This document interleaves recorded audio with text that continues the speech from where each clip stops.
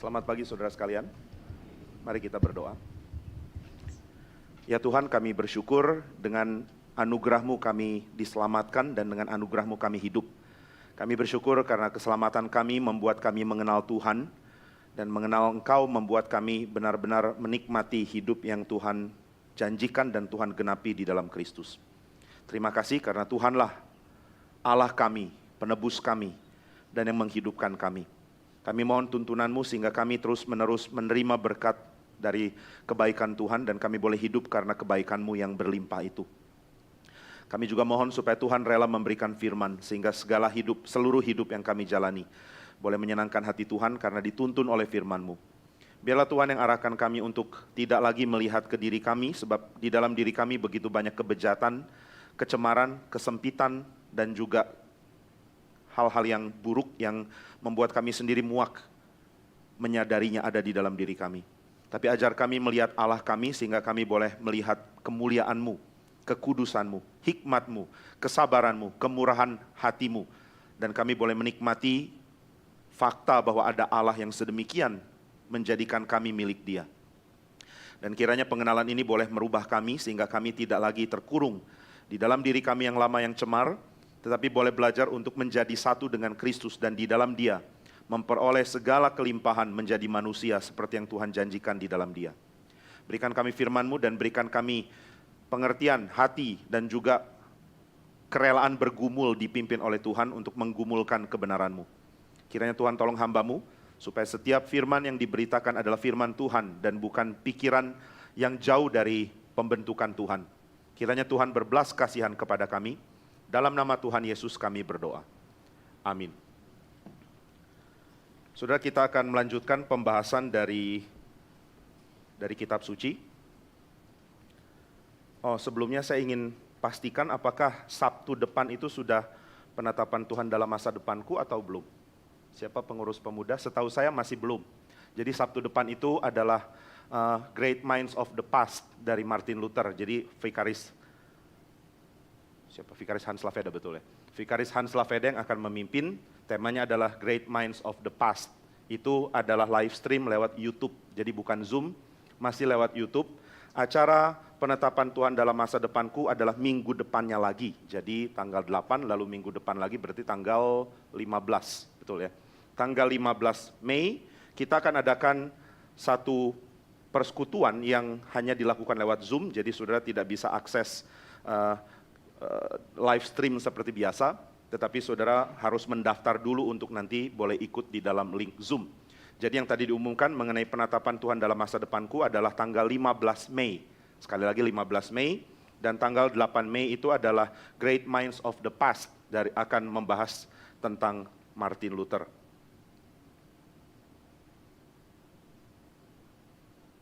Oh, apa saya salah ya? Ya? 1 Mei? Aduh, oke, berarti betul ya, maafkan, berarti semua sudah betul. 1 Mei kita akan bahas Great Minds of the Past, ini Sabtu depan, mohon maaf saya tanggalnya kekacau semua. Sabtu depan kita akan bahas Great Minds of the Past, Sabtu berikut lagi itu tanggal 8 baru penetapan Tuhan dalam masa depanku. Oke, seperti itu ya.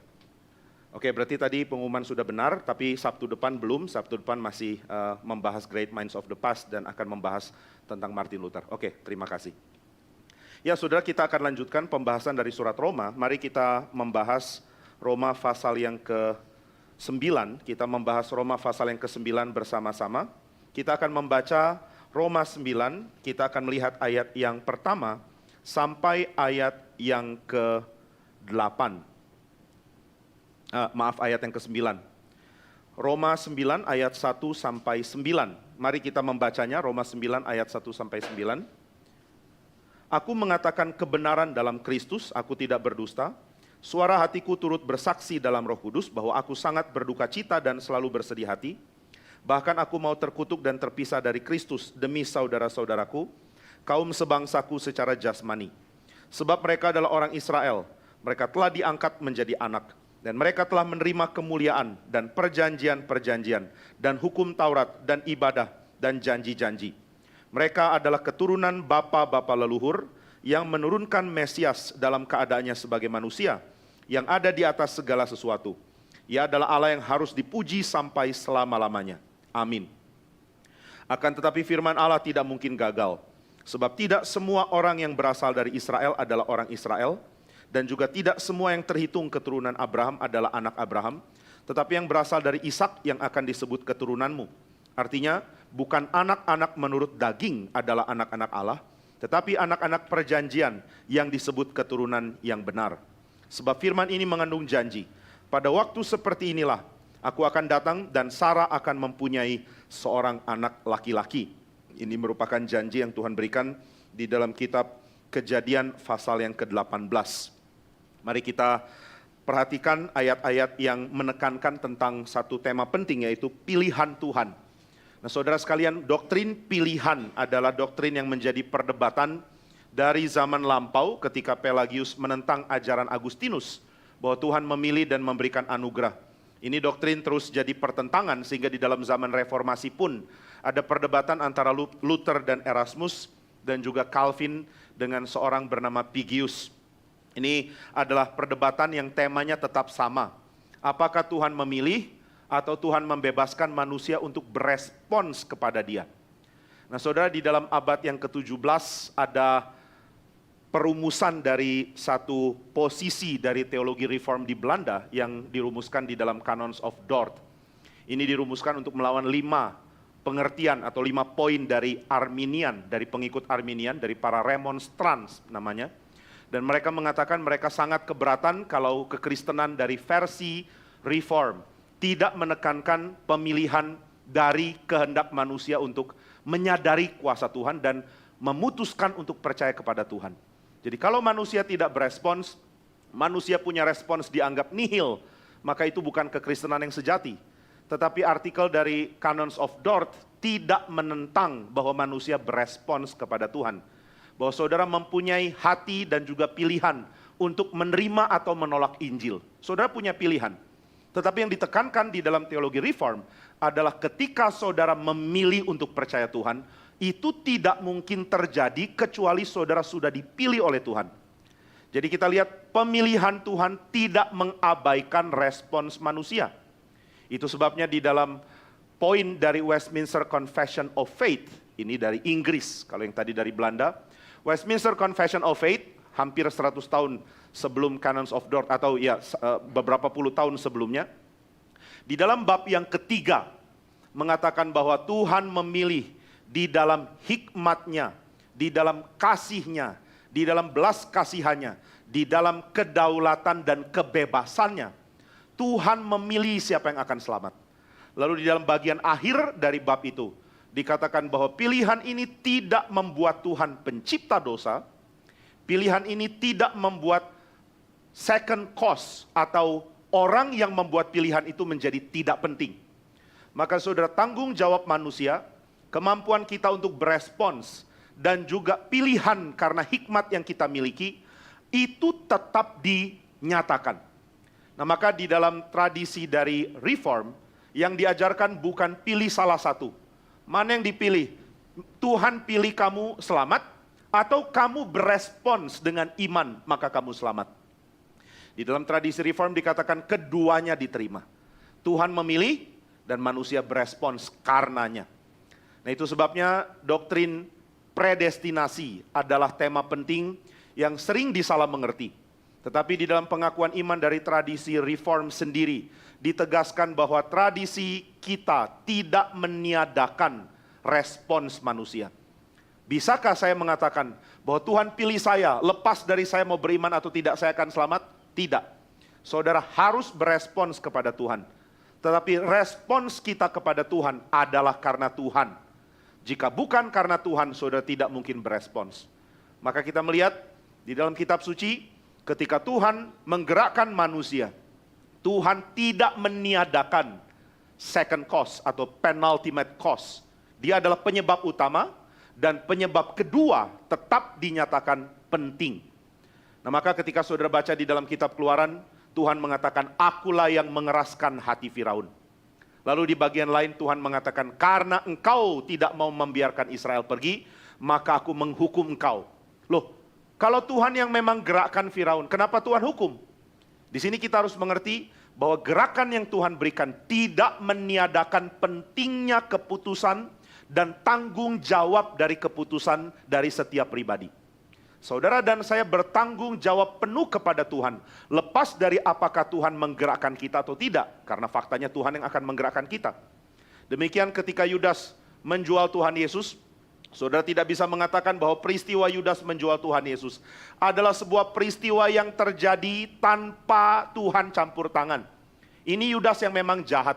Tapi saudara, di dalam pengakuan iman Westminster dikatakan, tidak ada tindakan manusia yang bukan Tuhan yang gerakkan. Tetapi gerakan Tuhan tidak berarti dia penyebab dosa, dan dia membuat pribadi yang digerakkan itu menjadi nihil. Nah, ini memang tema yang sulit. Karena di dalam zaman modern kita percaya kepada sesuatu dan menolak aspek lain yang berbeda dari sesuatu yang kita percaya.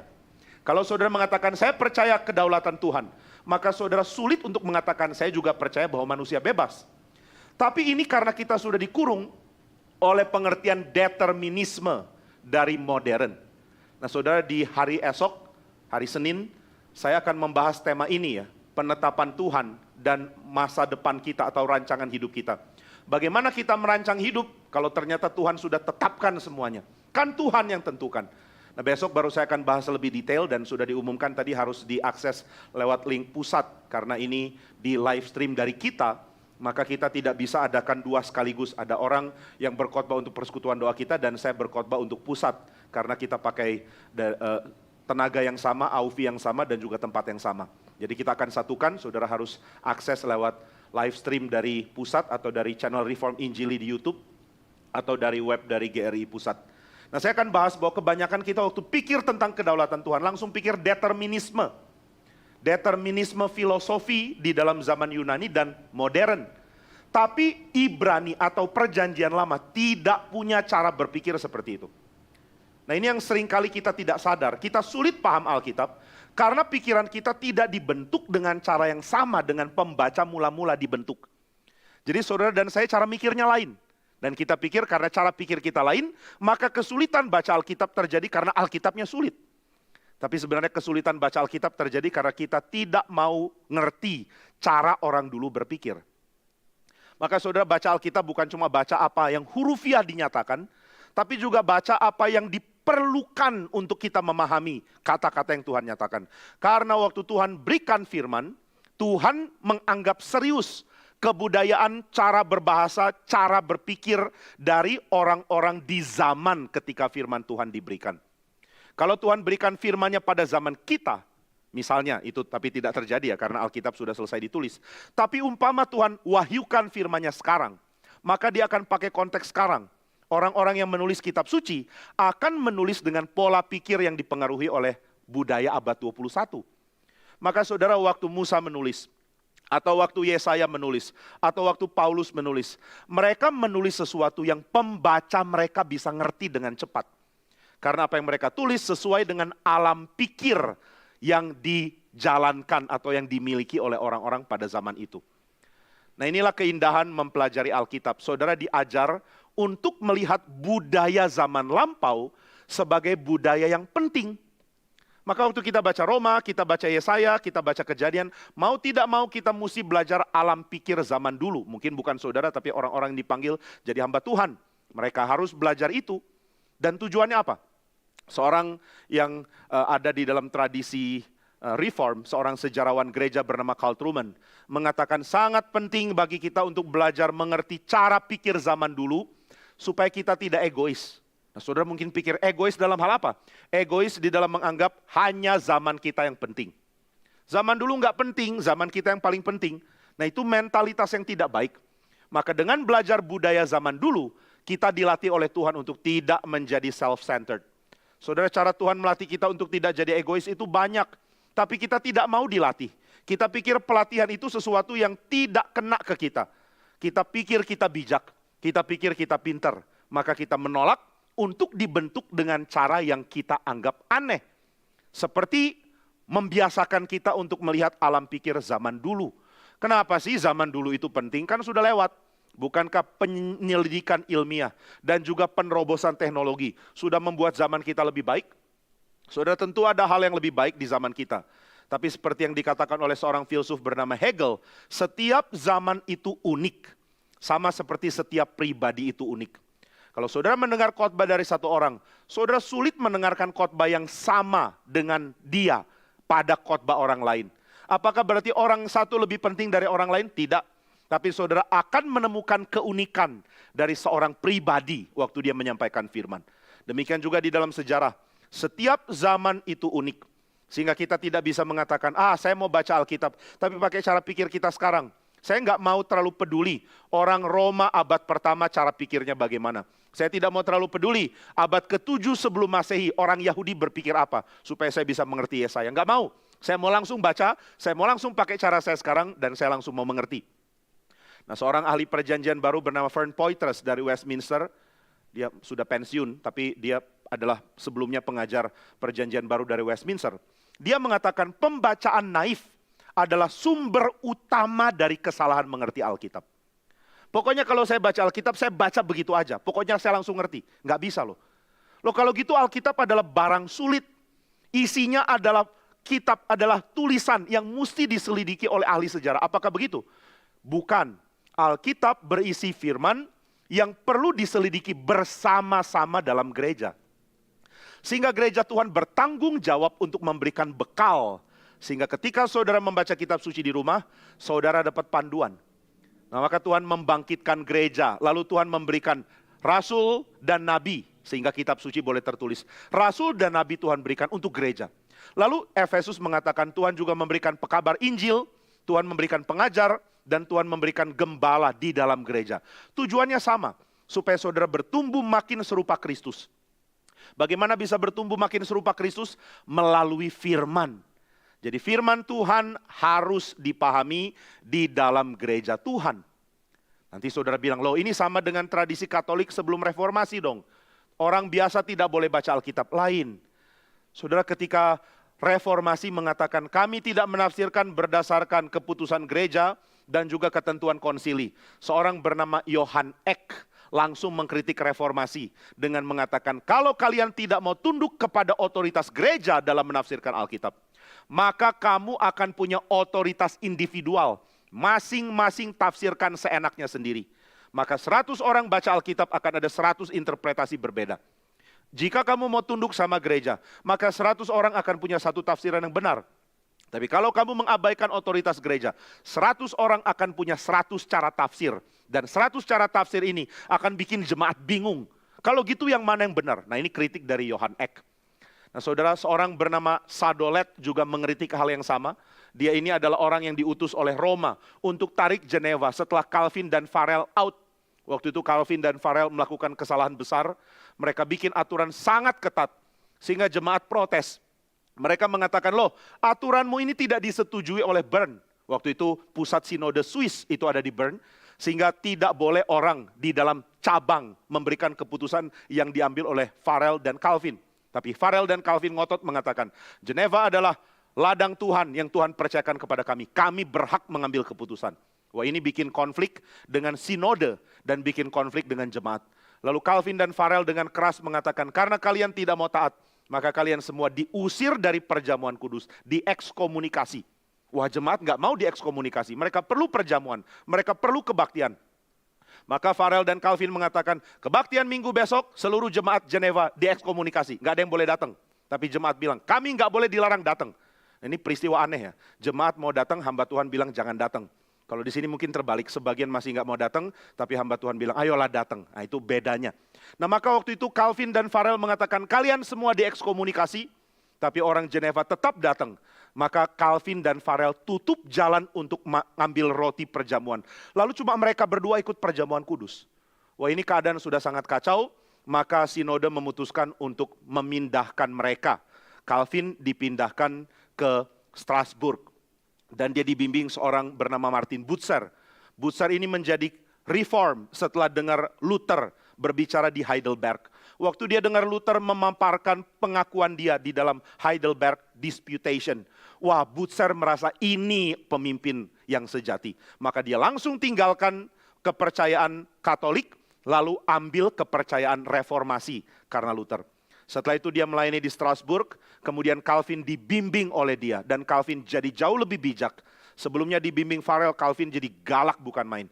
Nah setelah dibimbing Butzer, dia menjadi makin bijak, makin menjadi seorang gembala. Yang mulai belajar mengerti bagaimana menggembalakan domba Tuhan. Nah setelah dia ada di Strasbourg, orang-orang Katolik mengatakan, "Hey Geneva, ayo balik lagi ke Katolik."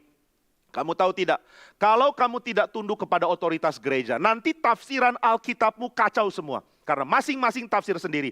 Pemimpinmu tafsir sendiri. Pengkhotbah satu tafsir apa, pengkhotbah lain tafsir apa. Semua jadi kacau. Mari tunduk kembali kepada otoritas gereja. Wah saudara kalau dengar begini mau jawab apa ya? Benar juga ya. Nah banyak orang gampang sekali goyah, terombang ambing kemana-mana. Banyak orang gampang goyah, tapi juga banyak orang ngotot di yang salah. Nah ini semua kasihan ya. Saudara mesti doa minta bijaksana sama Tuhan. Supaya saudara tidak gampang goyah untuk hal yang saudara tidak boleh goyah. Tapi saudara jangan ngotot untuk hal yang salah. Banyak orang ngotot, saya ini orangnya keras. Jangan sembarangan pikir saya bisa berubah. Ya memang, tapi kamu kerasnya salah kok, gimana? Tapi ada orang yang sudah benar, tapi gampang sekali goyah. Nah maka orang-orang Geneva menjadi goyah. Dan Calvin, karena memang dia mencintai orang-orang di Geneva. Akhirnya tampil untuk berdebat dengan Sadolet. Dia menulis reply kepada Sadolet. Dan di dalam reply dia mengatakan kalimat yang sangat penting. Dia mengingatkan bahwa penafsiran Alkitab memang Tuhan berikan kepada gereja sebagai komunitas.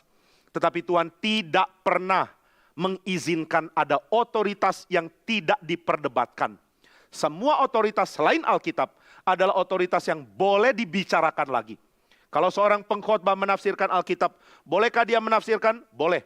Apakah tafsirannya mutlak? Tidak. Kalau begitu apakah tafsiran hamba Tuhan mutlak? Tidak. Tafsiran gereja mutlak? Juga tidak. Terus bagaimana kita bisa tahu mana tafsiran benar? Calvin mengatakan gereja sebagai komunitas yang bersekutu harus dipakai Tuhan untuk membicarakan firman, memperdebatkannya kalau perlu. Sehingga makin jelas dengan argumen yang baik, mana tafsiran yang lebih akurat. Nah ini satu solusi atau satu jawaban Calvin yang sangat penting. Jadi gereja tidak bisa menjadi komunitas yang cuma terdiri dari orang-orang individual yang tidak mau peduli mana yang benar. Gereja harus terdiri dari orang-orang yang mau bicara tentang mana yang benar. Nah saya yakin GRI di Bandung masih punya PR panjang sekali ke depan. Banyak orang kalau mau tulis apa yang kurang dari gereja, mungkin akan tulis hal-hal yang cuma kelihatan di atas. Yang cuma dia pikir dia perlu, tapi ada banyak hal yang dia tidak sadar dia perlu. Sebenarnya belum kita lakukan. Maka kalau saya tanya, tolong berikan masukan apa yang harus dilakukan di GRI Bandung.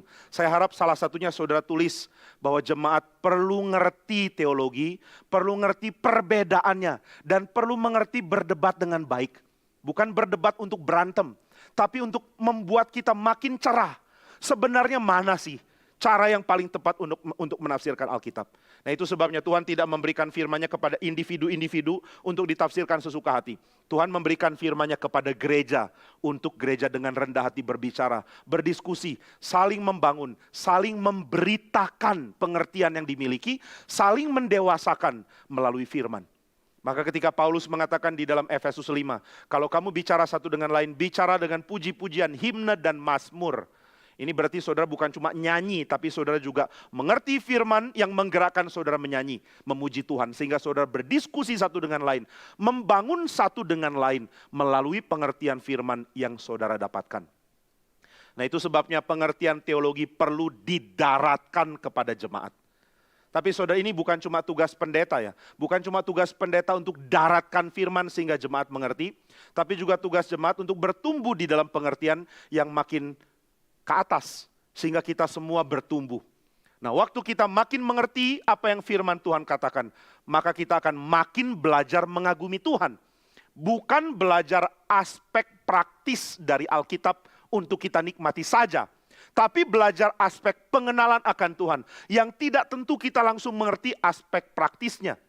Semua bagian dari kitab suci tentu ada aplikasi hidup, tapi tidak tentu kita langsung mengerti. Maka di dalam tulisan Agustinus on Christian Doctrine, dia mengatakan bahwa yang paling penting dari baca Alkitab adalah saudara mulai tumbuh cinta kepada Tuhan, keinginan untuk menikmati Dia, sehingga seluruh hidup saudara praktekkan untuk mencapai itu. Nah ini satu target yang Agustinus katakan. Saudara baca Alkitab tujuannya apa sih? Supaya ngerti Apakah pengertian itu jadi tujuan utama? Tidak. Karena tujuan utama saudara selalu adalah hal yang menyenangkan. Saudara tidak akan membuat sesuatu yang saudara tidak suka menjadi tujuan.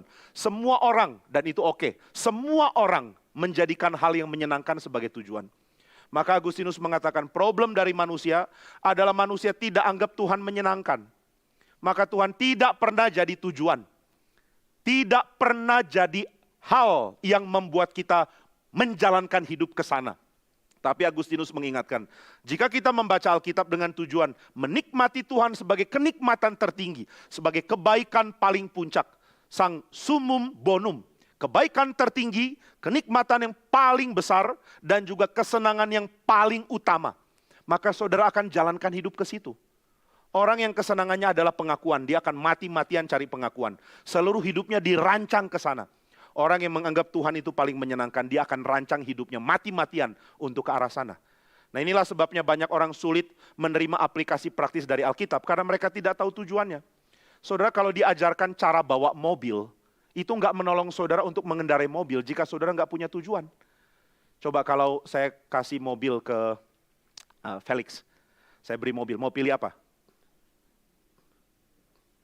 Ferrari Lusso tahun lama. Lusso tahun lama harganya 10 kali Ferrari yang baru. Ini sekadar memamerkan vintage lebih penting dari modern. Oke, saya kasih mobil Ferrari. Lalu saya katakan, ini cara bawanya ya, ini cara mengendarainya, ini cara nyalakannya. Itu tidak akan menolong Felix kalau dia tidak punya tempat untuk dia mau pergi. Dia akan masuk Ferrarinya, dia nyalakan, lalu saya bilang, ayo kendarai. Dia bingung, kendarai kemana Pak? Ya kamu tetapkan tujuan, saya nggak punya ketetapan kemana-mana. Maka paling dia akan muter-muter di lapangan parkir Hyper Pascal Hyper Square. Dia nggak ada tujuan. Maka saudara ketika orang tanya, gimana sih cara baca Alkitab, bagaimana cara memahami? Mungkin hal pertama yang harus ditanya adalah tujuan hidupmu mau kemana? Kamu tuh hidup untuk apa? Kalau engkau tahu hidupmu untuk menikmati Tuhan, maka bagian-bagian dari kitab suci sangat indah. Ini sulitnya ya, nggak nyambungnya banyak orang dengan orang-orang yang sudah menikmati keindahan firman. Kenapa firman Tuhan begitu indah? Karena my God is beautiful. Allahku itu indah. Apa yang saya jalankan dalam hidup adalah saya jalankan supaya saya boleh menikmati dia yang indah itu. Saya lihat semua bagian dari kitab suci sangat mencerahkan. Karena menuntun saya untuk menikmati Tuhan. Tapi kalau tujuan tidak ada, saudara dikasih tahu cara nyalakan kunci kontak, masukkan gigi, cara tekan gas, cara jalankan, cara pindah gigi, nggak ada gunanya. Karena saudara tidak tahu mau kendarai mobilnya kemana. Saudara tidak tahu mau kendarai hidup kemana. Dan firman Tuhan menjadi barang asing yang saudara baca dan saudara biarkan hilang begitu saja. Banyak khotbah penting kita dengar hilang. Mungkin hanya 2 jam setelah kebaktian selesai kita sudah tidak ingat lagi. Kadang-kadang ada hal-hal yang waktu saya baca, saya siapkan, saya merasa ini berkat Tuhan besar sekali. Bukan karena saya pintar cari ya, Tuhan yang anugerahkan kok. Kadang-kadang baca buku tiba-tiba dapat sesuatu yang berkait dengan khotbah yang bisa disampaikan. Lalu saya sangat doakan, Tuhan semoga jemaat juga dapat apa yang saya pikir sangat berharga ini. Ini harta sangat penting. Lalu saya bagikan, saya berikan dengan segala cinta kasih kepada jemaat. Harap mereka ngerti, karena kalau tidak mereka akan terus remehkan pemberitaan firman. Nah itu sebabnya tetapkan tujuan, Agustinus mengatakan. Jika tujuanmu bukan Tuhan, jika kesenangan utamamu bukan Tuhan, kamu akan terus sulit mengalami firman. Saudara mengalami bukan sesuatu yang menyegarkan, tapi menidurkan. Bukan sesuatu yang membangkitkan, tetapi yang meninabobokkan. Karena saudara tidak lihat apa kaitan ini dengan tujuan hidup saya. Maka itu, mari tetapkan tujuan hidup apa sih? Apakah tujuan hidup saudara lepas dari Tuhan? Jika iya, mari belajar untuk jadikan Tuhan tujuan hidup. Dan saudara, kalau saudara mengatakan, oh Pak, saya mah gampang, nggak usah bicara ke saya sudah jadikan Tuhan tujuan hidup. Maka saudara jadikan tujuan hidup membuat saudara menyenangi Tuhan lebih daripada kesombongan pribadimu. Saudara tidak akan menganggap kemampuan saudara untuk menjadikan Tuhan tujuan sebagai tanda saudara lebih dewasa rohani dari yang lain. Tidak ada kesombongan dalam diri orang yang menjadikan Tuhan tujuan hidup. Karena di dalam Institut buku yang pertama, John Calvin mengatakan makin kita memandang kemuliaan Tuhan, makin kita lihat bobroknya pakaian kita yang dicemari oleh dosa. Apa yang kita pikir baju putih, waktu kita lihat kemuliaan Tuhan langsung kita sadar baju putihku pun sangat kumal, sangat cemar, sangat penuh dengan kotoran. Nah ini yang terjadi ya waktu saudara menjadikan Tuhan kemuliaan saudara, waktu saudara ingin jadikan dia tujuan. Saudara akan mengatakan, makin saya jadikan Tuhan tujuan, makin saya rasa diri saya kecil. Saudara, orang yang mau jadikan Tuhan tujuan, dia akan belajar menikmati bagaimana dirinya menjadi makin kurang, dan Tuhan makin utama. Kalau diri saudara makin kurang bagi saudara, saudara akan lepas dari banyak sengsara yang gak perlu. Banyak orang sensitifnya bukan main. Kalau diri disakiti, ingat sampai 70 kali 7 turunan. Orang ini pernah menyakiti hati saya. Orang ini pernah tidak nyaman dengan saya. Saya pernah tidak enak dengan orang ini. Diingat terus. Kenapa diingat? Karena diriku disakiti oleh dia. Tapi saudara, ada berita bagus, ada kabar baik. What is the good news? Kabar baiknya adalah dirimu makin rendah dan Tuhan makin tinggi. Kalau saudara tanya sama Yohanes Pembaptis, apa yang kamu dapat waktu kamu dengar firman dari Allah bahwa kamu akan bertemu Sang Mesias? Yohanes Pembaptis akan mengatakan, kiranya dia makin ditinggikan dan aku makin direndahkan. Nah, itu Yohanes Pembaptis. Maka Yohanes Pembaptis diizinkan untuk lepas dari dosa yang kita miliki, yaitu keinginan untuk diri menjadi something. Nah, saudara, saya tidak mengatakan ini bisa kita dapatkan dengan otomatis. Ini perlu proses. Tapi makin kita dewasa, makin kita sadar kita bebas dari banyak kurungan, banyak belenggu dunia. Salah satunya adalah belenggu diri terlalu penting bagi diri. Kalau saudara tanya sama diri, siapa paling penting? Dirimu akan mengatakan dirikulah. Nah, tapi kita akan belajar pelan-pelan untuk turunkan diri. Jadi di dalam the next election, pemilihan untuk siapa paling penting, diri saudara tidak mencalonkan lagi. Tuhan yang jadi paling utama. Nah, waktu saudara jadikan Tuhan utama, saudara mulai rasa diri tidak signifikan kecuali diri ada di dalam Tuhan. Siapa sih yang mau hidupnya tidak signifikan? Saudara mau diri saudara menjadi kosong dan tidak berarti? Enggak ada yang mau. Maka saudara 2 kali langkah yang harusnya ditempuh. Adalah langkah pertama, I am nothing. Langkah kedua, saya mesti jadi something. Saya nggak bisa kosong terus. Lalu bagaimana saya diisi? Dengan kemuliaan Tuhan. Nah, banyak orang cuma langkah pertama, saya bukan siapa-siapa, tapi berhenti. Nggak heran hidupnya kosong dan dia menjadi rasa tidak berarti. Dia mesti melangkah lagi. Kalau diriku tidak berarti, saya nggak boleh hidup tenang. Diriku harus berarti. Saya harus punya makna. Saya harus hidup dengan tujuan. Lalu tujuan apa? Makna hidup di mana? Di kemuliaan Tuhan. Nah, ini yang akan kita pelajari. Makin belajar, makin lihat firman Tuhan relevan. Maka semua aspek yang kita bisa temui secara praktikal dari Alkitab akan diarahkan ke pertumbuhan iman, di mana saya makin menyerupai Tuhan yang menyatakan segenap kemuliaannya di dalam diri Kristus. Nah, maka kita mulai belajar untuk melihat bahwa apa yang Tuhan sampaikan ternyata selalu relevan dengan hidup saya, karena hidup saya diarahkan untuk menikmati Tuhan sebagai tujuan saya ada. Saya menikmati Dia, mencintai Dia, dan ingin kenal Dia lebih dan lebih lagi.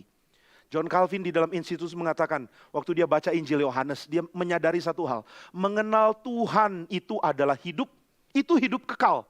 Inilah hidup kekal itu. Bahwa mereka mengenal Engkau sebagai Allah yang benar, dan mengenal Yesus Kristus yang Engkau utus. Ini 2 aspek yang disatukan. Mengenal Tuhan dan mengenal Yesus di dalam doa Yesus adalah sama. Berarti Yesus adalah yang ilahi. Karena mengenal Dia dan mengenal Bapa adalah sama-sama memberikan hidup yang kekal. Nah, itu sebabnya waktu kita belajar dari konsep-konsep Alkitab, termasuk predestinasi, termasuk perdebatan, termasuk perbedaan doktrin, perbedaan pendapat. Calvin mengatakan jangan jadi kecil hati.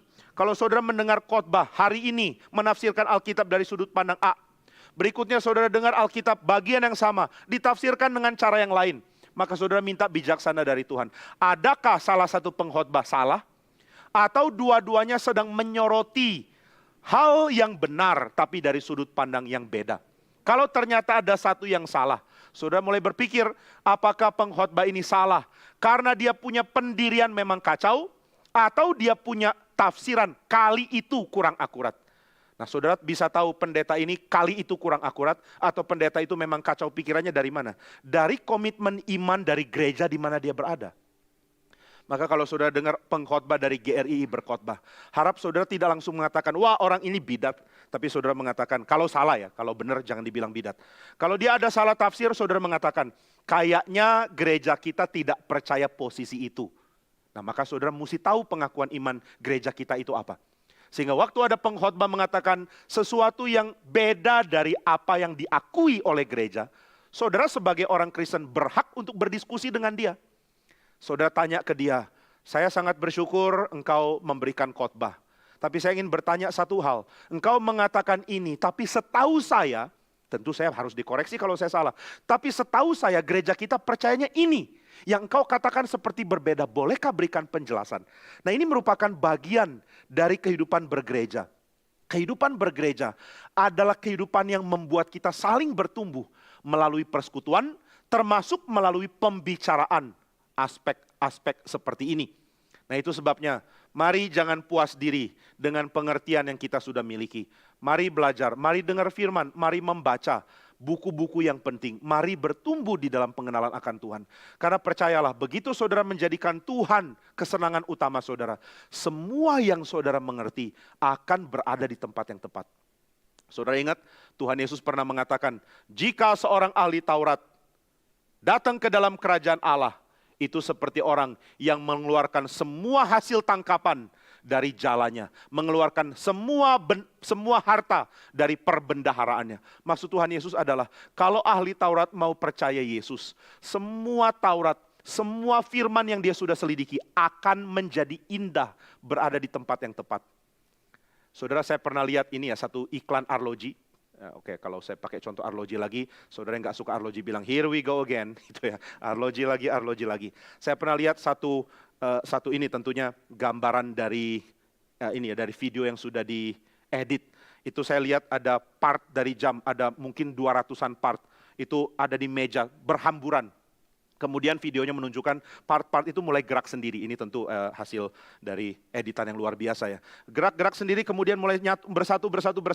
Ketika semua sudah utuh bersatu, baru kita lihat arloji yang utuh. Nah, sebelum arloji itu jadi utuh, yang kita lihat adalah part yang seperti nggak ada makna. Ini per apa, ini skrup apa, ini besi apa gunanya ini. Tapi begitu semua disatukan jadi indah. Nah, saudara coba belajar teologi, saudara akan menemukan banyak part dalam pikiran saudara yang gak tentu nyambung. Saudara bingung, ini gunanya apa sih? Kenapa saya mesti dengar ini? Kenapa saya mesti pelajari ini? Tapi saudara bertekun, suatu saat saudara akan menyadari, begitu saudara klik, saudara menyadari, oh ternyata ini tujuan hidup. Maka semua yang saudara pelajari ada di tempat yang tepat. Nah, itu sebabnya ahli Taurat kalau mau datang ke Tuhan Yesus, dia akan jauh lebih unggul dari yang lain. Sayangnya mereka gak mau datang ke Tuhan Yesus. Nah, maka saudara, belajar doktrin bukan hal yang sia-sia. Ini akan memperkaya saudara pada waktunya. Ini yang saya alami kok. Saya sebelum jadi hamba Tuhan mengalami bagaimana pengertian-pengertian yang saya pelajari seperti pecahan-pecahan yang terhambur dengan kacau. Lalu pelan-pelan kerangkanya mulai tersusun. Dan saya sering mendapatkan pencerahan. Tentu bukan pencerahan ala Buddhis dan juga bukan pencerahan dari firman yang diwahyukan kepada para rasul ya. Tapi saya menjadi mengerti, oh ini toh maksudnya. Oh ternyata yang saya pelajari seperti ini. Maka mari kita jadikan gereja menjadi tempat di mana kita bertumbuh di dalam kekaguman kepada Tuhan. Saudara harus lakukan ini loh. Apakah gereja ini membuat saya makin kagum sama Tuhan atau tidak? Kalau tidak, apa yang salah ya? Diriku kah? Atau khotbahnya kah? Atau apa? Di dalam seruan dari Luther ketika ditanya kenapa reformasi bisa menyebar di Eropa begitu hebat. Luther mengatakan, kok tanya saya? Itu firman yang lakukan. Saya nggak lakukan apa-apa. Saya cuma khotbah, mengajar, tulis buku. Khotbah, mengajar, tulis buku. Setelah selesai khotbah, saya tidur. Atau saya minum bir dengan melanchthon. Oh, zaman dulu minum bir mirip sekarang minum cendol ya. Jadi jangan pikir negatif dulu sama Luther. Oke lah, saya ganti. Saya selesai khotbah, minum cendol sama Luther, sama melanchthon. Lalu firman yang kemana-mana menyebar, membuat semua berita yang saya sebarkan mengalahkan pangeran-pangeran dan pemimpin-pemimpin gereja dengan kekalahan yang tidak pernah terjadi kepada mereka sebelumnya. Kalau engkau tanya, ini masih dari kutipan Luther. Kalau engkau tanya, siapa pernah menghantam Eropa lebih besar dari Martin Luther? Engkau akan mendapatkan jawaban, belum pernah. Kenapa belum pernah? Karena waktu saya berkhotbah, firman yang kerjakan, bukan Martin Luther. Ini kalimat yang indah ya. Maka saudara mari pikir baik-baik. Saya mau bertumbuh dalam hal apa? Dalam hal makin menikmati Tuhan. Saya juga mau dong. Kalau Agustinus bisa menikmati itu, kok saya enggak? Kalau Luther bisa menikmati itu, saya juga mau. Mereka orang biasa kok. Mereka juga pendosa sama seperti saya. Jadi saya juga mau menikmati itu. Nah, maka saudara akan diarahkan Tuhan di dalam belas kasihannya untuk menikmati ini. Dan saudara akan melihat semua doktrin mengarah ke situ. Semua doktrin tidak membuat saudara menjadi bingung kalau itu doktrin yang benar. Termasuk doktrin predestinasi. Kenapa predestinasi sulit diterima? Karena saya tidak tahu bahwa tujuan hidup saya dan tujuan saya berteologi, tujuan saya mendengar firman adalah untuk menikmati kemuliaan Tuhan. Saya bingung, kenapa Tuhan menetapkan? Kenapa dia tidak membuat kita bebas? Alkitab mengatakan Tuhan bikin kamu bebas, tapi Tuhan juga menetapkan. Maka saudara, ini dua hal yang harus disatukan. Tuhan menetapkan, ya, penetapannya penetapan karena dia maha tahu atau karena dia aktif melakukan? Karena dia aktif melakukan. Tuhan pilih saudara dan Tuhan yang kerja membuat saudara percaya kepada dia. Nah, ini membuat kita berpikir, apa sih tujuan belajar doktrin ini? Ini harus ada ya, karena tujuan utamanya adalah supaya Tuhan dipermuliakan. Kenapa mesti belajar doktrin predestinasi? Tuhan sudah tetapkan. Ini bikin saya bingung. Kalau Tuhan tetapkan, berarti bukan salah saya dong kalau saya tidak percaya. Tetap salahmu. Loh, kenapa salah saya? Kan Tuhan tidak pilih. Karena engkau tetap bertanggung jawab dengan pilihanmu. Kan pilihan ditentukan Tuhan. Ditentukan Tuhan, tetapi engkau tetap bertanggung jawab. Nah, lalu bagaimana cara berpikirnya? Yang pertama, ini ada beberapa prinsip yang mau saya bagikan. Yang pertama, saudara tidak boleh menarik Tuhan di dalam level kita.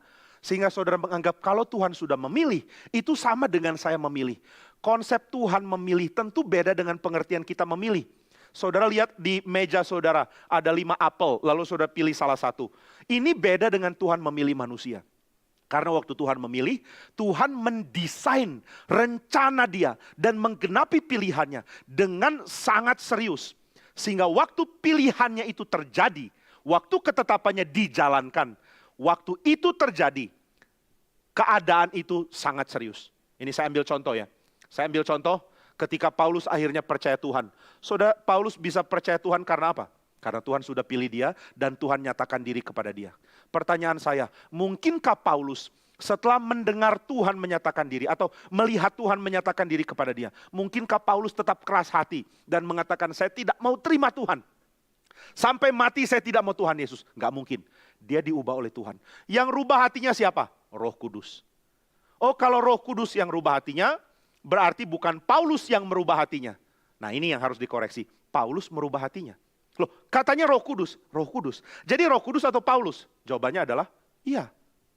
Nah, ini cara menjawab yang paling bagus ya. Jadi yang kerja di dalam Paulus itu Roh Kudus atau Paulus? Ya. Yang mana? Dua-dua benar. Nggak bisa, harus salah satu. Nah, inilah salah kita mengerti. Kita berpikir kalau Tuhan sudah bertindak, Tuhan akan menihilkan kita. Tapi salah satu prinsip dari teologi Kristen adalah person atau pribadi itu penting. Saudara ingat doktrin Tritunggal? Saya mau uji yang ikut katekisasi. Siapa yang ikut ya? Felix ikut ya? Oh, Pak Dadi ikut katekisasi. Kok enggak semua ya? Saya lupa siapa aja yang ikut. Oke lah, saudara selamat hari ini. Nah, saudara, kalau saya tanya ya, doktrin Tritunggal. Doktrin Tritunggal itu menjelaskan kepada kita bahwa Allah itu berapa pribadi? 3 pribadi ya, betul ya. Ada yang Sabelian di sini? Enggak ada ya, semua ortodoks. 3 pribadi. Apa ini berarti 3 Allah? Enggak, 1 Allah. Oh, 1 Allah, berarti 3 ini adalah 1 Allah. Iya. Lalu kenapa tetap 3 pribadi? Kenapa enggak bilang 1 Allah, 3 Allah? Karena 3 pribadi ini adalah 1 Allah. Oh, berarti ini 1 pribadi? Enggak, 3 pribadi. Karena kesatuan substansi Allah tidak akan meniadakan personhood, kepribadian dari tiap pribadi. Ini penting di dalam kitab suci. Pribadi tidak dinihilkan oleh kesatuan. Pribadi tidak diabaikan oleh kehadiran pribadi yang lain. Kalau 3 pribadi, Bapa, Anak, dan Roh Kudus adalah 1 Allah. Berarti 3-3-nya ada di dalam satu dengan lain. Iya. Bapa di dalam Anak, Anak di dalam Bapa. Bapa di dalam Roh Kudus di dalam Bapa. Roh Kudus di dalam Anak, Anak di dalam Roh Kudus. Saling berada. Saling berada berarti bercampur? Enggak. Karena pribadi tidak pernah dinihilkan oleh kehadiran pribadi lain. Bahkan di dalam Tritunggal. Kehadiran pribadi Bapa tidak membuat pribadi Anak menjadi nihil. Ketika Yesus mengatakan Bapa di dalam aku, itu bukan berarti Yesus itu Bapa. Ini kesalahan dari Kristomonisme ya. Siapakah Bapa? Ya Yesus. Siapa Yesus? Ya Yesus. Siapa Roh Kudus? Ya Yesus. Jadi ini satu pribadi, iya. Yesus jadi Bapa, lalu berubah jadi Yesus, lalu berubah jadi Roh Kudus. Nah, ini kacau. Jadi kesatuan Bapa dan Anak tidak meniadakan pribadi Bapa dan tidak meniadakan pribadi Anak. Nah, saudara ngerti prinsip ini kan? Ini doktrin Tritunggal yang ortodoks. 3 pribadi ini tetap 3 pribadi, nggak pernah melebur, nggak pernah meniadakan satu dengan lain.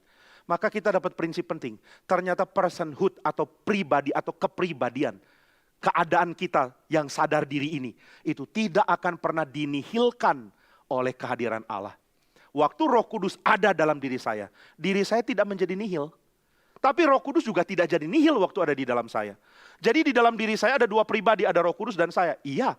Lalu bagaimana saya memahami kesatuan pendapat saya, kesatuan keputusan saya? Itulah keindahannya. 3 pribadi Allah. Waktu kita mengatakan ada 3, juga adalah satu Allah.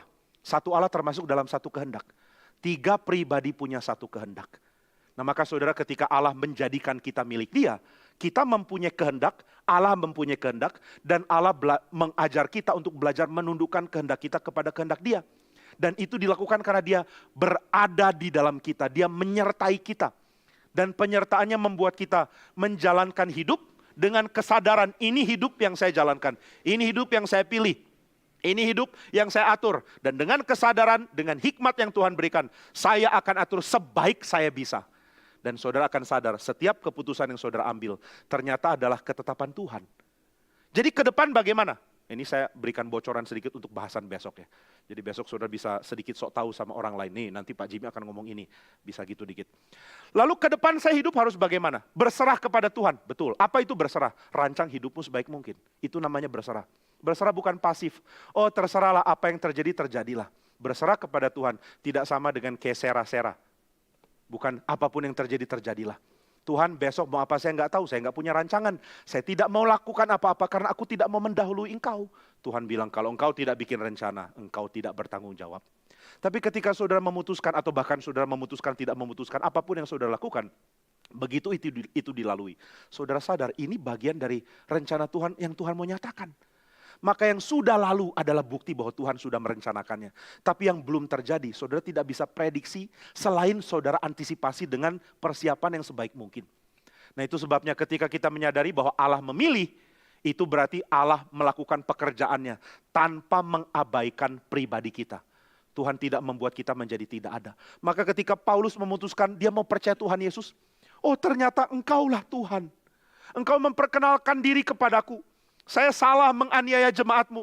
Ampuni saya, sekarang saya mau ikut engkau seumur hidup. Itu keputusan Paulus atau gerakan Roh Kudus? Gerakan Roh Kudus. Ini terjadi karena Tuhan yang tetapkan? Iya. Jadi Paulus tidak ada bagian, tetap ada bagian. Dia memutuskan itu. Keputusan Paulus berapa, pekerjaan Tuhan berapa? Keputusan Paulus sepenuhnya, pekerjaan Tuhan sepenuhnya. Sepenuhnya dan sepenuhnya berarti ada 2 penuh. Enggak, 1 penuh. Ini sepenuhnya Allah dan sepenuhnya Paulus. Ini cara berpikir perjanjian lama yang diteruskan ke perjanjian baru. Ini lain dengan cara berpikir orang Yunani yang mengatakan bahwa kekuatan yang mendrive sesuatu akan menyingkirkan kekuatan yang lain. Kalau ada roh dalam diri saudara, roh saudara akan pasif. Nah ini pemahaman orang Yunani. Kenapa orang Yunani mengerti itu? Karena mereka tidak kenal Allah yang sejati. Mereka cuma kenal roh jahat. Saudara, kalau roh jahat yang kerja, dirimu bisa dimatikan ketika dia merasuk engkau. Roh jahat tidak bisa menggerakkan saudara, roh jahat bisa membujuk saudara. Dia bisa membujuk engkau mengatakan, ayo makanlah buahnya. Engkau akan jadi seperti Allah. Tapi dia tidak bisa menggerakkan Hawa untuk ambil kemudian makan. Seperti Tuhan menggerakkan Paulus untuk percaya. Waktu iblis menggoda, dia cuma bisa menggoda. Tapi waktu dia mengambil alih engkau, rohmu pasif. Ini namanya kerasukan. Nggak ada orang kerasukan bekerja bersama-sama. Dia ambil keputusan dan roh jahat ambil keputusan. Tidak. Maka di dalam pengertian kitab suci, Allah adalah Allah yang bekerja dengan tidak meniadakan pribadi manusia. Saudara ambil keputusan dan itu ternyata dari Tuhan. Nah ini pengertian dasar dari prinsip predestinasi. Bahwa Allah bekerja dan Allah bekerja dengan tidak meniadakan pribadi. Lalu hal yang kedua di dalam mengerti predestinasi adalah Tuhan melakukannya. Supaya saudara menyadari segala hal tidak akan lepas dari tangan Dia. Kenapa Tuhan menyatakan bahwa Dia yang pilih? Supaya saudara tidak sombong dan menyadari bahwa kalau Tuhan pilih saya tidak lebih baik dari yang lain. Tuhan pilih, gak ada alasan saya bermegah. Saya tidak punya alasan untuk menganggap diri lebih baik dari yang lain. Karena Tuhan yang memilih saya. Ini hal kedua. Lalu hal yang ketiga jadi prinsip utama untuk mengerti predestinasi. Adalah saudara menyadari pilihan Tuhan membuat saudara makin mengagumi Dia. Makin merasa diri kecil dan makin merasa Tuhan besar. Ini tujuan Tuhan menyatakannya. Maka saudara, kalaupun Tuhan tidak menyatakan, mungkin gak ada pengaruh ya. Kita tetap akan jalankan hidup kita seperti yang kita jalankan. Tapi karena Tuhan menyatakan, kita jadi menyadari bahwa pekerjaan Tuhan tidak meniadakan kita, keputusan kita. Pekerjaan Tuhan membuat kita sadar diri kita itu begitu hina, Dan Tuhan pilih kita supaya kita mendapatkan anugerah karena Dia. Dan yang ketiga, Tuhan pilih kita supaya kita tahu berapa baiknya, berapa hebatnya, dan berapa mulianya Allah itu. Nah itulah sebabnya waktu kita membaca pengertian-pengertian yang berkait dengan konsep pilihan dan predestinasi. Harap kita memakai cara berpikir yang tepat. Dari situ baru kita bisa mengerti apa yang Paulus katakan di dalam ayat-ayat yang kita baca. Paulus mengatakan tidak semua Israel termasuk Israel. Ini mengagetkan. Jadi kalau saya Israel, saya belum tentu Israel? Belum.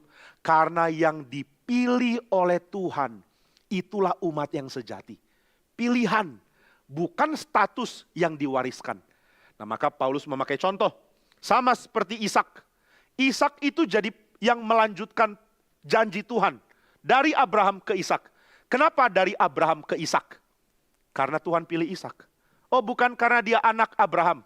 Kalau anak, Ismail juga anak. Kenapa Tuhan pilih Ishak dan bukan Ismail? Kenapa dia memilih yang bungsu ini atau yang anak ini daripada anak sebelumnya? Nah dalam pemikiran modern kita mengatakan wajar toh Pak. Karena Ismail lahir dari seorang hamba, yaitu Hagar. Sedangkan Ishak itu anak dari istri, wajar. Nah ini kalau saudara pakai budaya sekarang. Kalau pakai budaya dulu, biasa. Kalau seorang perempuan menikah, biasanya dia akan punya budak. Dan budak itu termasuk satu paket dengan saudara. Menjadi istri dari si suami. Wah saudara pasti nggak setuju kalau zaman sekarang. Enak aja. Saya istrinya, kenapa pembantuku ikut-ikut jadi istrinya? Lalu suaminya mengatakan, oke, karena saya sudah menikah dengan kamu, pembantumu pun adalah gundikku. Oh zaman sekarang nggak bisa ngerti. Tapi saudara sekali lagi, kita belajar untuk mengerti cara pikir zaman dulu. Bukan menyetujuinya, tapi ngerti dulu. Kita nggak boleh setuju sama praktek zaman kita sekarang. Sama, kita juga nggak bisa setuju dengan praktek zaman dulu. Tapi kenapa Tuhan izinkan? Tuhan berbelas kasihan mengizinkan rencana Dia dijalankan di dalam kelemahan-kelemahan dulu oleh manusia. Karena budaya yang ada di sekitar mereka. Maka Abraham dalam zaman dulu tidak harus menjadikan anak dari Hagar sebagai anak yang lebih rendah. Karena meskipun ini anak dari budak, tapi dia akan diakui sebagai anak Sarah juga. Karena dia budak kok. Dia budak milik Sarah, maka apapun yang lahir dari budak itu milik tuannya, milik nyonyanya. Ismail adalah anaknya Sarah, sama seperti dia anaknya Hagar, dan dia adalah anaknya Abraham. Nah jadi dalam konteks budaya zaman dulu, sulungnya Ismail itu adalah kunci untuk kita meyakini bahwa keturunan yang melanjutkan janji Tuhan, itu harusnya Ismail, bukan Ishak. Kenapa harus Ismail? Karena budaya dulu akan menyatakan demikian. Ismail anak sah, ini anak dari gundik dari istrimu, budak dari istrimu, dengan demikian ini anak dari gundikmu. Itu anakmu. Saudara ingat waktu Yakub menikah dengan 2 orang perempuan, dia dapat 2 orang budak juga. Lalu anak-anak dari 2 perempuan ini dan dari budak tetap diakui sebagai anak dia. Dia punya 12 anak dari 4 perempuan, 13 kalau dengan Dina. Dari 4 perempuan dan Tuhan tidak membedakan, hei anak budak, enggak. Jadi budaya zaman dulu Tuhan izinkan berlaku, meskipun Tuhan enggak setuju. Nah saudara jadi berpikir, kalau Tuhan enggak setuju kenapa dia enggak rombak semuanya? Tuhan akan rombak in time. Tuhan kita itu sabar. Dia mau manusia bertumbuh bukan hanya individu. Oh aku makin bertumbuh kenal Tuhan. Sejarah pun akan makin membukakan. Umat Tuhan belajar dari zaman dulu. Oh zaman dulu begini Tuhan enggak setuju. Maka zaman sekarang tidak bisa melakukan hal yang zaman dulu masih Tuhan toleransi. Sama seperti anak TK. Saudara izinkan anak TK nggak ngerti berapa itu 25 kali 25. Saudara ngerti sekarang? Enggak Pak, saya ada kalkulator gitu. Tapi saudara akan memaklumi, anak TK nggak ngerti perkalian, nggak apa-apa. Tapi sudah lulus ITB nggak ngerti perkalian, itu keterlaluan. Kalau saya tanya Pierre ngerti perkalian nggak? Pierre nggak bisa bilang nggak ngerti. Lalu saya bilang, keterlaluan. Pierre bilang, Bapak nggak pernah ngomong keterlaluan sama anak TK. Kenapa Bapak perlakukan saya beda? Saya akan bilang, karena kamu sudah umur berapa? 30? Oh 28? 20? Ya berapa pun, saya nggak mungkin kamu 28 ya, kamu masih kuliah. Nah, saya nggak akan bilang, Pierre boleh diukur dengan ukuran sama dengan anak TK. Nggak bisa. Demikian juga zaman Abraham dengan zaman kita nggak boleh dipadukan dan mengatakan, kalau zaman Abraham boleh, zaman ini juga boleh dong. Ya, makanya kalau orang mengatakan, dulu Daud istrinya berapa ya? Jangan Daud deh, Salomo. Ada yang tahu istri Salomo berapa? 700. Lalu gundiknya berapa? 300. 700 tambah 300 berapa? 1000. Saya 2 aja nggak boleh. Keterlaluan gereja ini ya. Kenapa Salomo dulu boleh 1000. Sekarang saya selingkuh sekali aja dipecat dari majelis. Kenapa gereja begitu kejam? Saya nggak boleh punya 2 istri, nggak bisa. Zaman dulu boleh. Itu sama dengan bilang, anak TK nggak ngerti perkalian, oke. Anak ITB lulusan ITB nggak ngerti perkalian juga, oke. Nanti kalau sudah bilang begitu, nanti rektor ITB yang akan jitak anak ini, kemudian semua dekan akan ikut jitak dan seluruh dosen dan teman-temannya. Karena dia nggak boleh nggak ngerti, dia harus ngerti. Demikian zaman sekarang nggak boleh nggak ngerti bahwa pernikahan itu satu laki-laki dengan satu perempuan. Kenapa dulu masih boleh? Tuhan masih sabar. Ada masa kesabaran Tuhan dan kesabaran itu akan makin Tuhan kecilkan seiring dengan waktu kita belajar. Saudara boleh sabar sama seorang yang baru belajar piano. Baru belajar suruh main masih salah-salah, nggak apa-apa. Tapi kalau sudah latihan begitu lama, saudara berhak marah.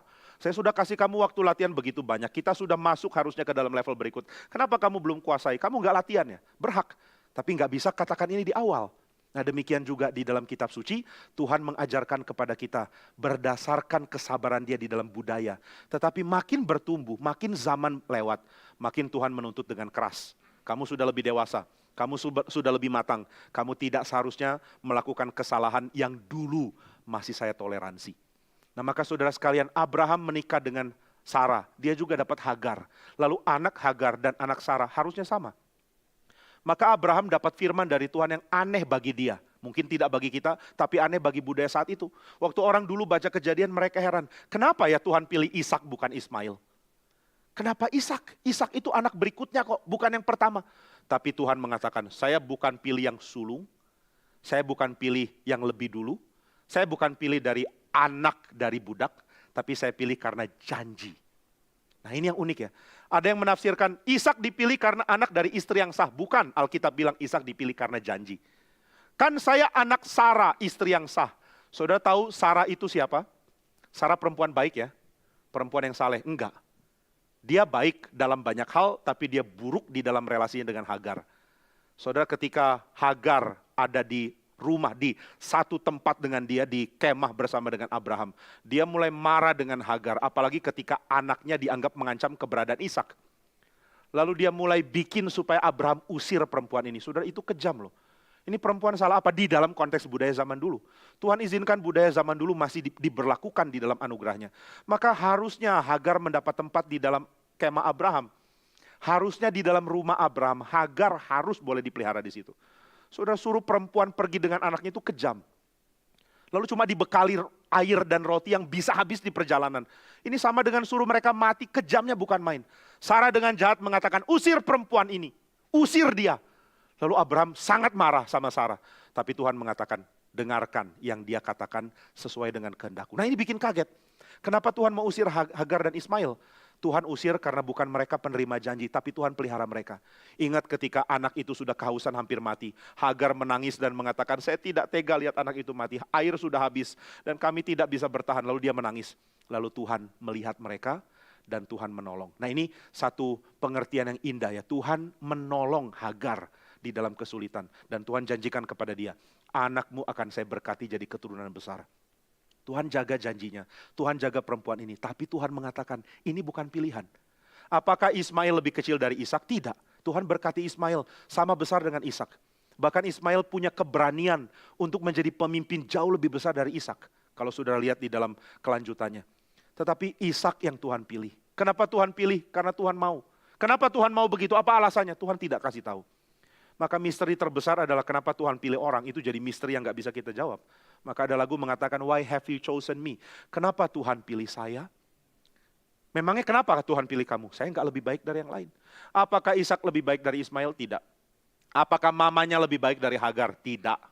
Hagar seumur hidup melayani dan dia mulai sombong, lalu terjadi pertengkaran. Dua-dua salah, dua-dua punya kelemahan, dua-dua bertengkar, dua-dua tidak mau setia, dua-dua membenci satu sama lain. Dua-dua jelek.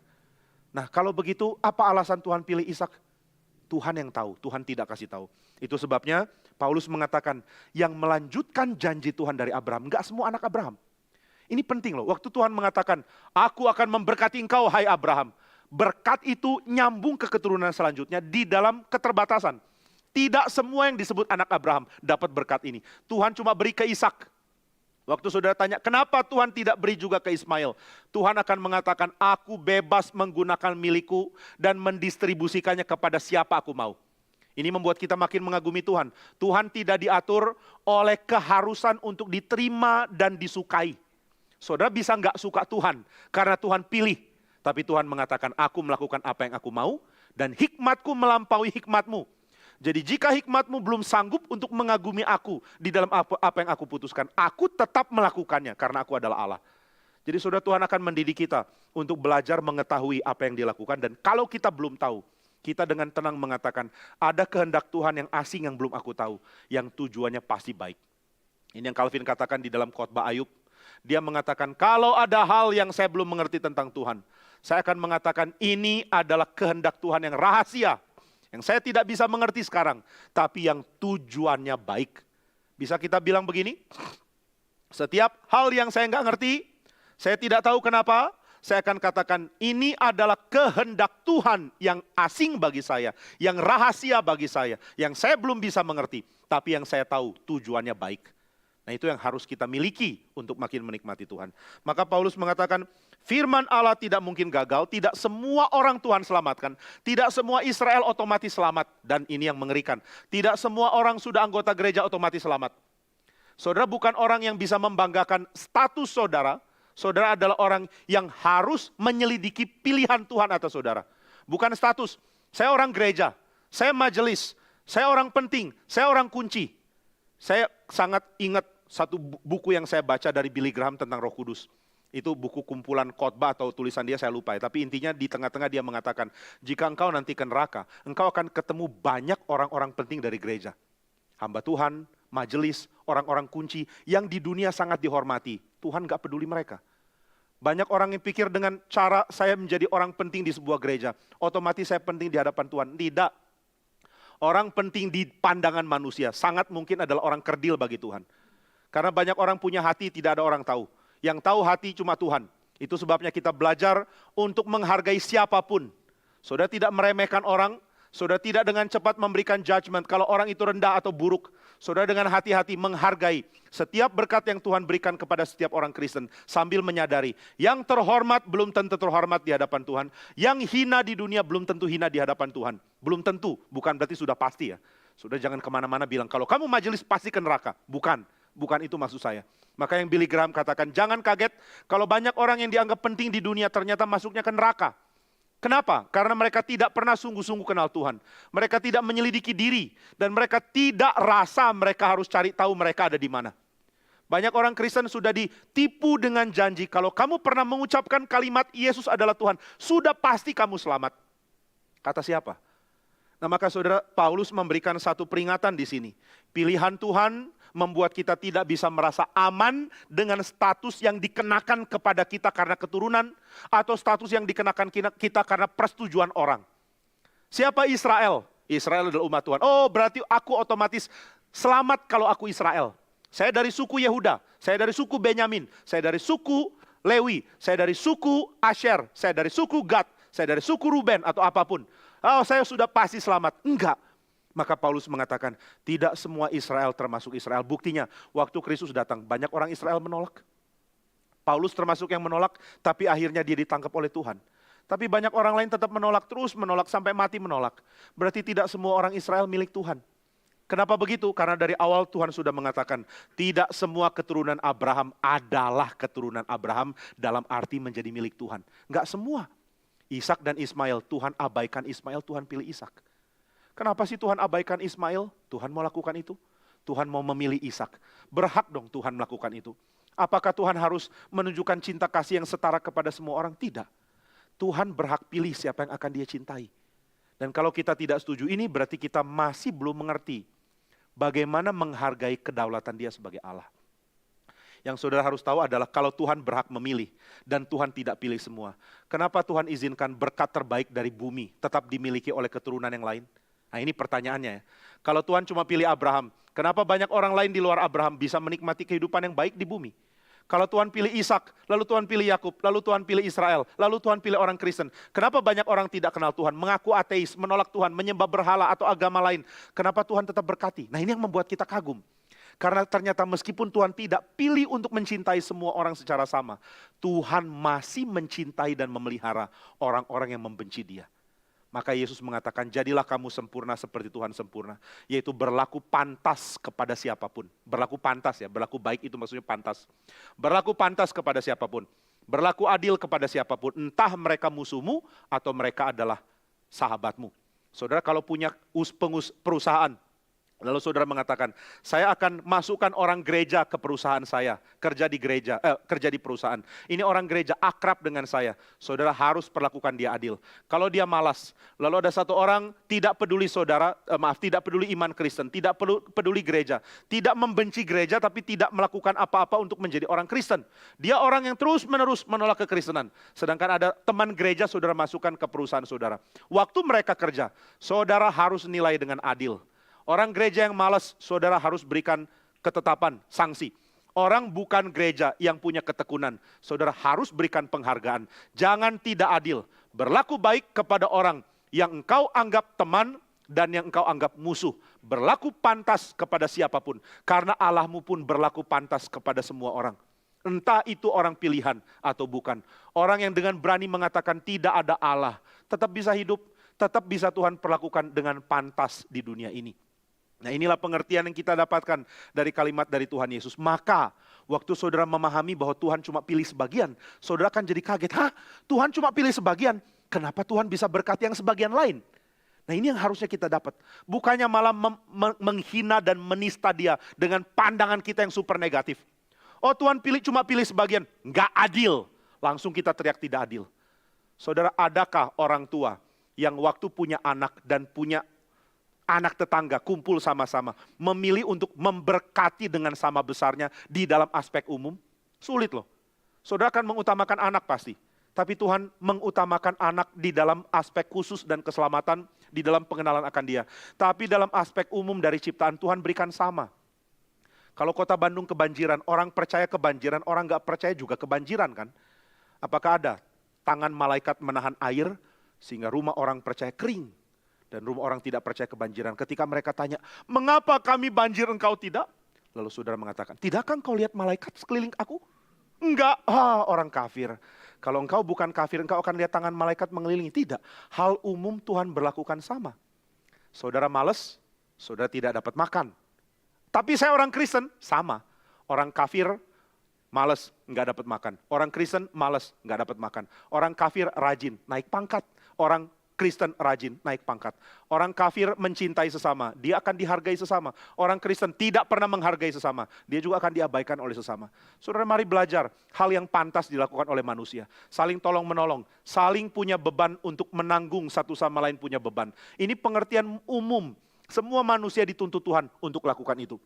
Di dalam kitab suci, di dalam surat kitab Mika, Tuhan mengatakan bahwa apa yang Tuhan tuntut adalah manusia mampu berlaku adil dan setia dengan belas kasihan. Maka ketika manusia menjalankan ini, siapapun Tuhan akan memberikan apa yang memang dia dapatkan di dalam keadaan seperti itu. Maka jangan heran kalau ada orang meskipun bukan Kristen sangat baik, jalin relasi baik dengan siapapun, dia akan mendapatkan apa yang memang dia pantas dapatkan di dalam keadaan itu. Ini sesuatu yang Tuhan tetapkan. Lalu bagaimana dengan orang Kristen? Orang Kristen tidak peduli sesama, tidak peduli orang lain, tidak mau bergaul, tidak pedulikan masyarakat. Ya dia tidak berhak mendapatkan perhatian dan juga komunitas yang mendukung dia. Saudara, ini semua adalah hal umum. Banyak kali orang jadi Kristen, lalu berada di gereja gampang kecewa sama orang lain. Dia lupa dia sendiri mengecewakan banyak orang. Mungkin kamu dikecewakan orang karena kamu pun tidak pernah peduli orang lain. Hati-hati ya saudara, kalau ada niat jadi Kristen, saudara punya pengertian harus tepat. Pak Tong mengatakan Tuhan itu inisiatif datang ke dunia. Enggak tunggu manusia terima dia. Tuhan tidak bilang, hey Bethlehem, sudah siap terima aku? Belum Tuhan, lagi sibuk sensus. Tuhan bilang, kalau gitu aku enggak jadi datang. Enggak, manusia enggak siap, dia enggak peduli. Dia punya inisiatif. Maka saudara enggak boleh mengatakan, orang lain enggak baik sama saya juga enggak mau baik sama orang lain. Saudara mesti inisiatif. Dan mana sih ada orang yang diperlakukan baik tidak balas baik? Saudara rajin senyum sama semua orang, rajin menyapa, rajin memberikan perhatian sama orang lain. Enggak mungkin saudara enggak diperhatikan. Saya ingat satu kali ada seorang meninggal di pusat. Dia seorang biasa yang enggak terlalu banyak orang, bukan orang penting lah, bukan majelis, bukan apa. Seorang biasa yang sangat rajin, kemana-mana dia akan ikut dan dia selalu rajin menyapa. Maka kalau ada dia, kita bisa mengatakan yang bilang GRI dingin itu salah, karena ada dia doang. Kalau nggak ada dia memang dingin gitu ya. Nah dia sangat rajin menyapa sini sana. Karena dia rajin, akhirnya orang pun menyapa dia. Orang akrab dengan dia, orang nyaman dengan kehadiran dia. Kenapa orang bisa nyaman dengan kehadiran dia? Karena dia lebih dulu menebarkan keramahan. Sekarang banyak orang maunya orang lain lakukan duluan. Saya nggak diperhatikan. Coba kamu belajar datang ke gereja, selalu perhatikan orang, selalu senyum, selalu tanya kabar orang. Minggu depan kau datang, orang akan perhatikan kamu. Nah waktu orang ini meninggal, yang datang banyak sekali. Dia bukan pendeta, bukan majelis, bukan tua-tua. Tapi karena dia rajin perhatikan orang, yang datang banyak. Yang perhatikan keluarga karena kedukaan, banyak sekali. Perhatian diberikan begitu besar. Lalu keluarganya mengatakan, waduh, uang duka yang diberikan banyak sekali, kami nggak bisa terima. Lalu hamba Tuhan yang dengar itu mengatakan, sudah terima aja nggak apa-apa. Ini adalah tanda bahwa apa yang dia sebar itu diterima orang lain. Maka kalau saudara mengatakan tempatku terlalu dingin, ya karena engkau dingin juga sih. Kalau engkau nggak dingin, apalagi di sini kurang dingin, gitu misalnya. Kalau engkau tidak dingin, engkau hangat, engkau menyapa orang lain, rajin lakukan itu. Nggak mungkin orang terus dingin sama engkau. Cuma orang gila yang begitu. Nah maka coba ya, mulai ya, dari sekarang ya, saudara sering senyum, lama-lama orang sering senyum sama engkau. Dan laki-laki jangan senyum cuma ke 1-2 perempuan, satu perempuan apalagi. Senyum sama semua orang equally, laki-laki dan perempuan. Maka saudara akan menjadi orang yang memulai keramahan di dalam gereja, dan saudara akan menuai hal yang sama. Ini terjadi juga di luar, ada orang yang gampang akrab dengan siapapun. Itu baik, dan dia akan menuai hasilnya. Entah dia orang percaya atau tidak. Maka jangan bilang, kok ada ya orang gak Kristen tapi baik. Tuhan izinkan dia punya hati baik. Kenapa Tuhan lakukan itu? Nah ini pertanyaannya. Kenapa Tuhan tetap bisa beri anugerah ke orang yang dia gak pilih? Coba kita pikirnya selalu dirubah. Selama ini kita bilang, kenapa Tuhan cuma pilih sebagian? Dan yang heran, yang protes selalu yang dipilih. Adakah orang tidak pilihan protes karena Tuhan cuma pilih sebagian? Enggak, mereka gak peduli Tuhan. Tanya sama orang ateis, kamu tuh gak dipilih Tuhan loh, gimana perasaanmu? Dia bilang, emang gua pikirin. Tapi yang mikirin malah orang yang dipilih Tuhan. Kenapa Tuhan cuma pilih saya, nggak pilih yang lain? Tuhan bilang, lu udah dipilih masih ngomong gini. Nah saudara jangan pikir gitu, yang saudara pikir adalah kenapa yang nggak dipilih pun Tuhan berkati.